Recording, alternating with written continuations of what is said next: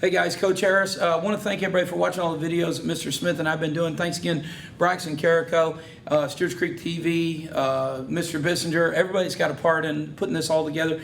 If you're joining us from other schools, man, hope you're blessed with these and it helps you get ready for the ACT, especially you seniors. We're looking at 2 weeks out from today. So today's video, I want to talk about some things that honestly, you don't necessarily think about going into the ACT, but I'm going to cover it, not to sound crude. It's none of it's going to be crude or anything like that, but it's a reality. Fact of the matter is, you need to prepare your body physically for the actual taking of that test. I know many of our classes right now are an hour and a half long. We're in block scheduling because of COVID, even if you were not blocked before. So we're getting used to an hour and a half, but that's not still the same thing as the ACT. The ACT, man, you're talking about a big chunk with a little 10-minute break right there in the middle. So what do we need to do if we're getting ready to take the ACT physically for our bodies? Okay, so number one, mom and dad are probably 3 nights before going to be like, hey, you need to get to bed early. Look, okay, I get it. I am one. I have a daughter that's in high school, 2 that are in college. I want that perfect scenario for my kids to be able to be at their absolute, total, and complete best for the test. But we all know that there really is no perfect. So how do I equate that? Well, if you had a really tough class that started at 8:30 in the morning, you had a big test, like a semester test or something like that, all right, do what you would need to do to get ready for that test. So what does that mean? The night before the test, you probably don't need to be up till 1 a.m. gaming, okay? You probably need to text those friends, be like, hey, love you guys, everything like that, ACT tomorrow, I'm gonna crash a little early. The other thing is, you probably don't want to be on social media, 11:30, 12, getting your chat on, your Snap, your Insta, whatever, okay? Do that after the ACT, okay? Socially distanced, of course. But be wise in how you approach it. So let's take, for instance, that September 22nd test, all right, for you seniors. And those of y'all that are watching these in getting ready for a Saturday test or something like that, just change the date and the approach. So maybe a couple days before. You want to put yourself in a place or a position where the stuff that you're putting in your body, the food that you're putting in your body, does not give you an adverse bad issue where you can't show up for the test, okay? Let's be as wise as we possibly can. You probably don't want to go the night before and pound a big old pile of Mexican that's going to give you rot gut for the next 2 days, okay? You want to have something that you eat that will allow you to go to sleep at a decent time. Probably don't want to drink the night before, 100 ounces of caffeinated soda or energy drinks or anything like that. You want to be able to put your head down, rest, relax, and know that physically you're getting ready to take tests tomorrow. Is it the test, end all test? No. But it still can be a very, very valuable test for you. So let's be wise. In the same way that an athlete prepares his or her body for a competition, they have to fuel it up. We want to do the same thing for the test. So, morning of, what I would do if I were actually, let's step back a minute. The day before or 2 days before, okay, for the senior ACT at your school, all right, if you're using your own calculator, double check the batteries, okay? I cannot emphasize that enough. Double check the batteries. If it is a rechargeable calculator, when you go to set your phone down beside your bed at night and charge, put the doggone calculator beside your phone and charge that puppy for 2 full nights. Make sure that calculator is at its best. Also, when you're checking the calculator, make sure that it is on degree mode. All right, you may have it on radian mode and you get to a trig question or any question that you have to use it. If it's on radian mode, it could give you the wrong answer when you press go. Okay, so make sure it's on degree mode. If you have any questions about that, send me an email. I'll help you with that calculator. Of course, there's 1,000 helps on YouTube for how to change modes on calculators and stuff like that. There's videos for everything. All right, so back to the morning of. Coach, what should I eat the morning of? A few years back, 3-4 years ago, we had a really sweet parent here at Stewart's Creek decided she was going to make breakfast for all those, 3 or 4 friends that her son had. Man, she made a spread for them. So they go over to the house, they're eating breakfast like 6:45 or 7 that morning. I mean, it's the whole gamut, okay? So eggs and bacon and all that, man, it makes me hungry. Look, y'all, here's the deal. About halfway through the math test, they all had to go to the bathroom. You don't want to do that, okay?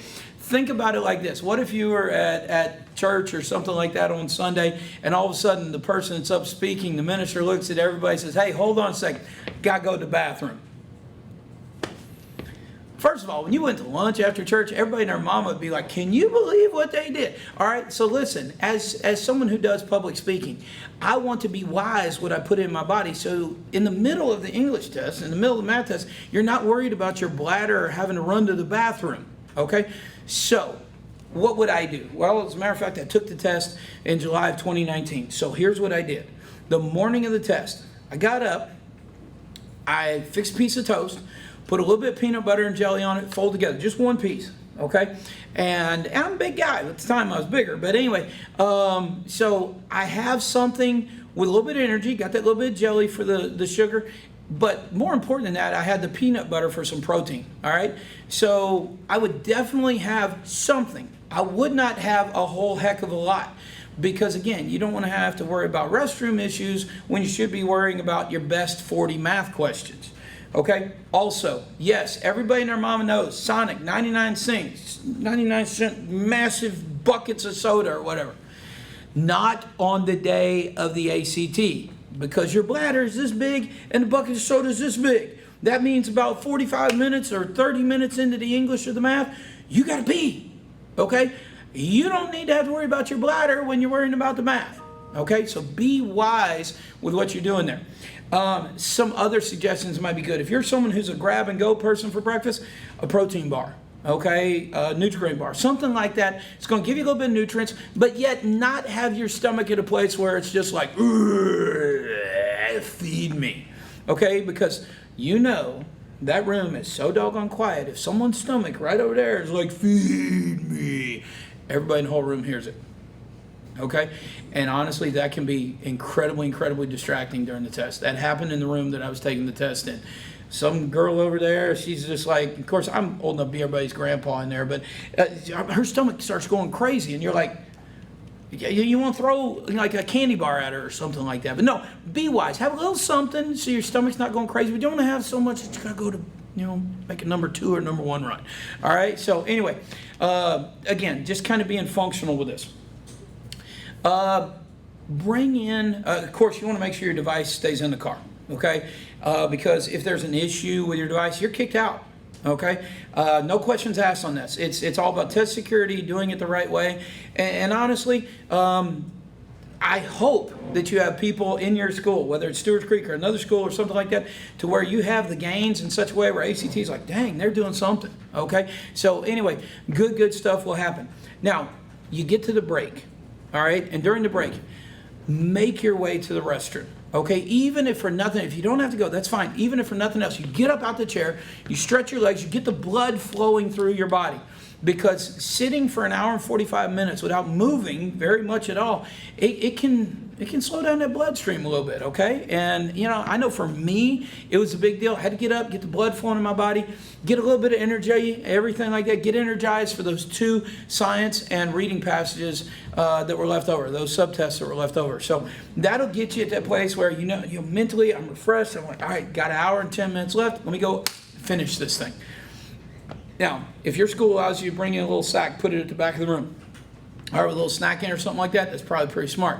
Again, I would get a candy bar or something like that, but something that has protein. It doesn't need to just have the sugar where you get this and then boom, the drop off.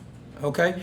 You want to make sure that you have something that's got a little protein in it that will release the energy a little bit slower than maybe that, oh yeah, I just had a Red Bull. All right, we don't need that. Okay? What to drink? A couple sips of water. Okay? You don't need caffeine per se. But like I said, a couple sips of water. When I took the test, I had a bottle of water. Took 2 sips on the way over to Franklin where I was taking the test. And then at the break, again, hit the water fountain, grab, you can't hit the water fountain now with COVID. So a couple sips of water off of a water bottle and then set it back down. But by all means, you get a chance when the test is done, talk to your folks, ask them for a few bucks, and see if you can go out to eat with friends afterward. Socially distanced, of course, okay? But go out afterward and celebrate the effort that you made of doing your absolute best on a test that honestly could hold a lot of value for you and your future. So Be wise in what you do beforehand. Be wise in how you approach it. The next video that you're going to see after this one is really going to have to be more about going back very quickly through what are my strategies, how am I going to attack this test and own the test instead of being owned by the test, and really create ways to improve my value. So anyway, if you have any questions, obviously you can holler at me, send me an email, harrist@rcschools.net. Follow me on Twitter, @CoachPT91. Thanks again to Stewart's Creek Television, Braxton Carrico, Mr. Bissinger, and Mr. Sean Smith for his help as well with the English and the reading videos. Good luck.